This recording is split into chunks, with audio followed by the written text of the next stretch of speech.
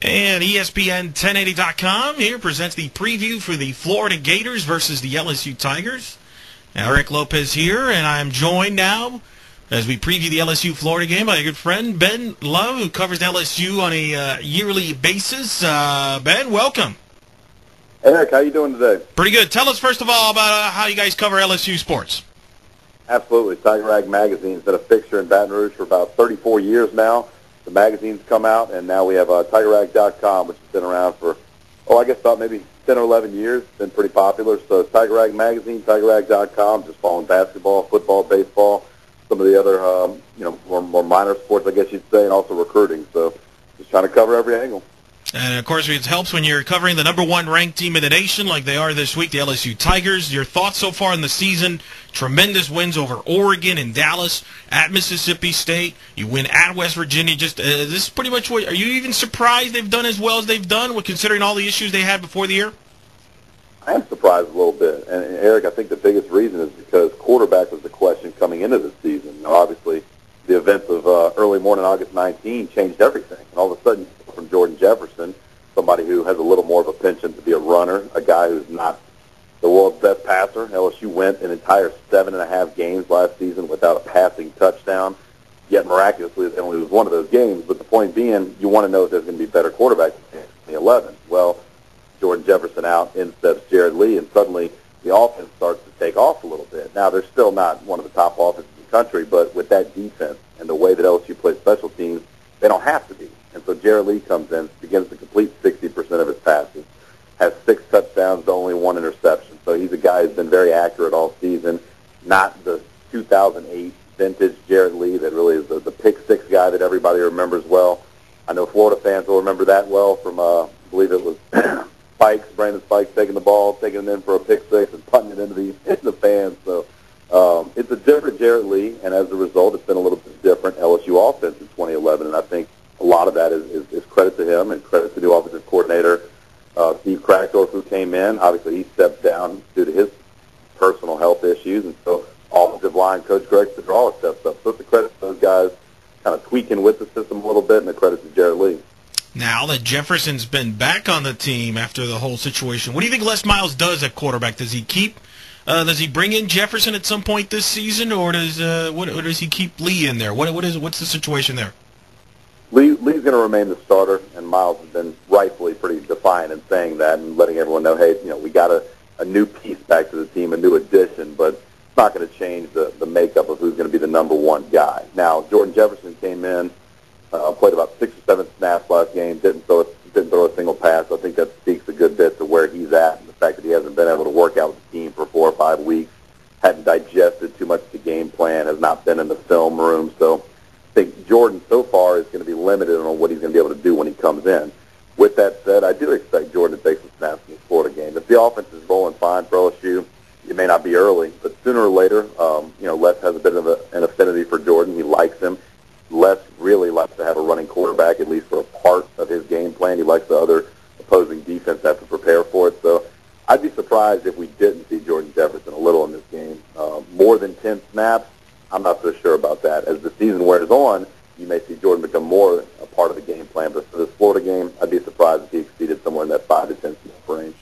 Of course, Florida, the opponent's got some quarterback issues of their own. John Brantley out of this game. Speculation of who's going to start. Jeff Driscoll, the freshman phenom, might start for Florida, but you might see multiple quarterbacks for Florida.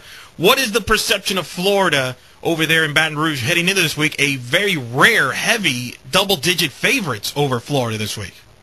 Yeah, and that's the thing that everyone here has kind of been scratching their heads. They don't know what to do with that because most fans here, they remember Steve Spurrier coming in and beating LSU's brains out by 40, 50 points the majority of the 90s. And I'll tell you what, on a quick side note, I think that's why when this conference continues to expand, both of these teams will be looking forward to getting each other off the schedule, which I think is coming quickly in the making. But to get back to your question, what's interesting about the quarterback situation is I think a lot of fans in LSU and a lot of people have said, well, if Florida can't run it, then a lot of trouble. And before the Alabama game, Florida was running it extremely well. So there's a lot of people here that are very respectful of what not only Demps and Rainey can do. They throw deep like Florida did on the first play game. Andre DeBose, the guy LSU fans are a little fearful of after that kickoff return last year for a touchdown in the Swamp. So I think there's a lot of respect for the different options that they have around the quarterback. But if it's going to be Driscoll, and I'm just talking from my experience watching that game last week, the young man obviously has a lot of talent. Okay, he can run the football, that's evident. But when the pocket collapses, and Nick Saban brought a lot of pressure last week, I expect John Chavis and that LSU defense to do the same. But when the pocket collapsed, Driscoll would put his head down, he'd go right to run. He didn't keep it up. He didn't try to maneuver around in the pocket. There was no attempt to even keep the run-pass option alive. If he does that this Saturday afternoon in Baton Rouge, I think it's a long day for Florida because I do expect a lot of blitzes, like I say. However, if Driscoll can get a little more aware, he's got a week's worth of coaching under him, if he's a guy that can kind of stand in the pocket a little bit when the heat is coming in on him, and he can dump it off to a Rainey or dump it off to a Demps in the flat, I think you'll see Florida may have some opportunity there to burn LSU on the outside a little bit. So a really good LSU secondary, a defensive line that's getting a lot of pressure can cause problems for Driscoll or whoever's back there.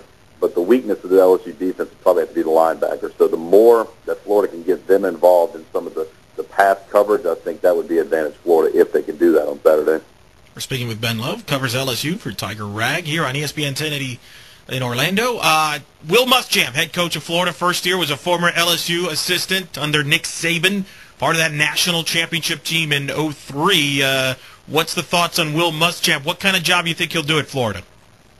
I think he'll do a phenomenal job. I think, what was it? Who was it? I think it was Bear Bryant that decades ago said that Florida was a sleeping giant. Now, obviously, in the time since he said that, Spurrier, Urban Meyer, they've woken those giants up and some. I think that the same opportunities are there for Will Muschamp.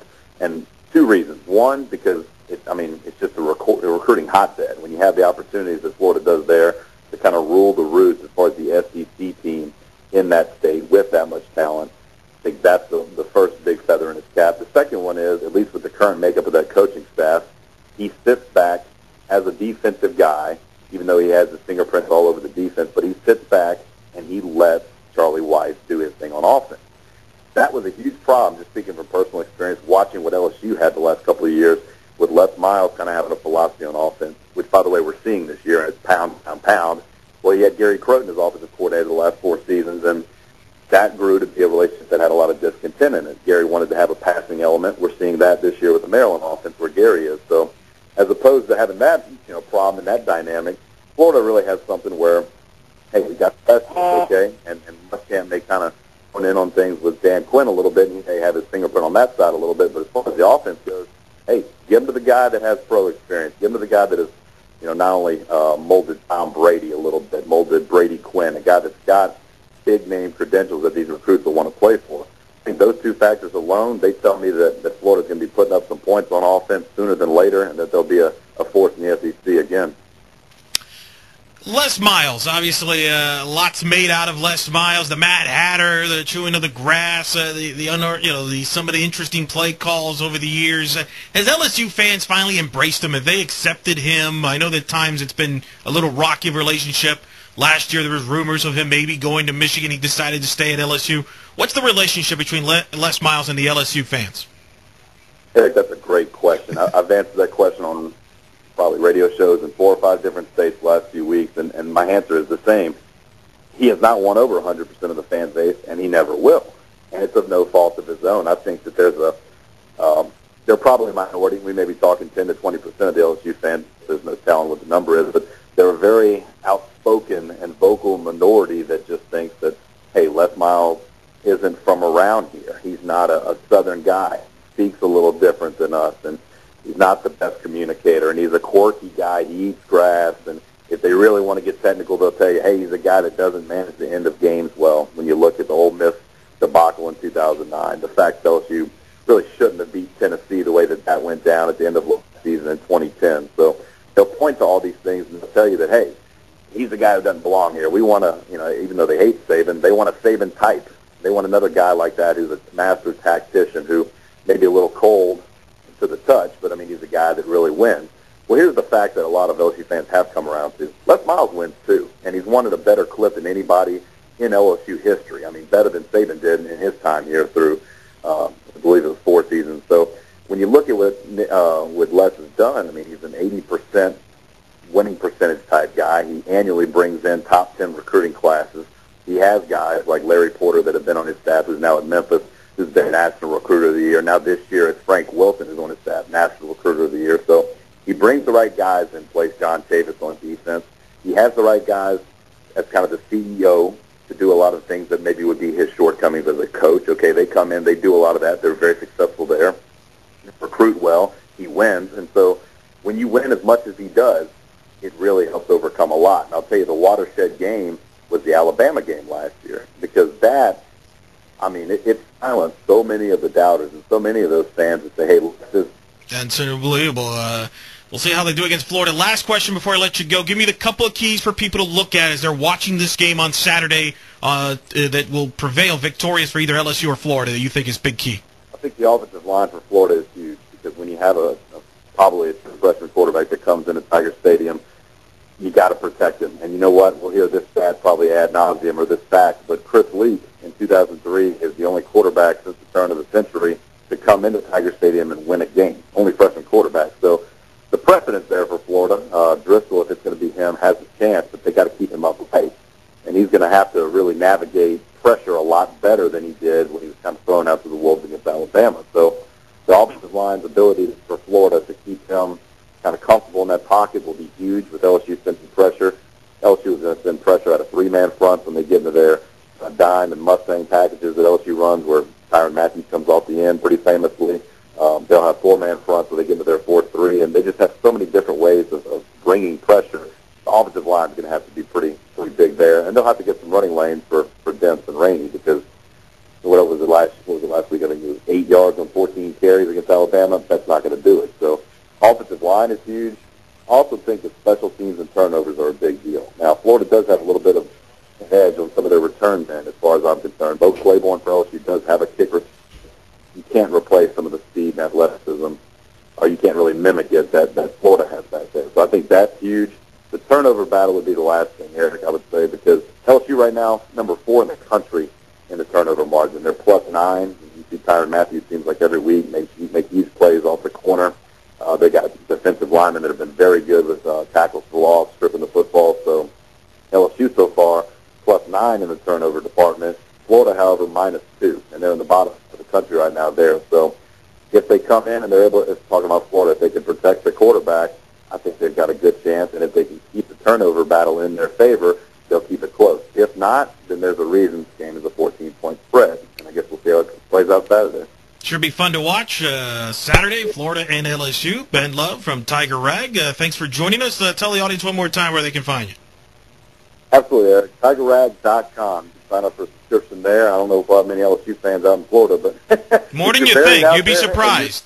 You'd be surprised. You're right. You're right. And I've spoken to a couple of the alumni chapters out there, so I know they're there. But you can sign up for a subscription to Tiger Rag magazine at TigerRag.com, and we'll have a live game blog that's also going to be up on the website on Saturday. So be sure to check in if you're watching on TV. Want a little accompaniment to what Vern Lundquist and Gary Danielson are telling you.